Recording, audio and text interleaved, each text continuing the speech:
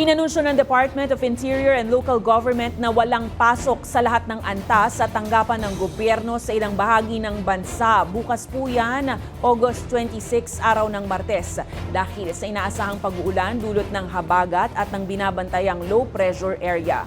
Walang pasok sa Metro Manila, Aurora, Quezon Province, Rizal, Laguna, gayon din sa Camarines Sur at Norte, Albay, Sorsogon, Catanduanes at iba pa. Ayon sa Pag-asa, bagamat sa ngayon ay nananatiling mababa ang tsansa ng LPA na lumakas para maging ganap na bagyo sa pagtawid nito pakanlurang bahagi ng bansa, magdadala naman ito ng mabibigat na pag-uulan.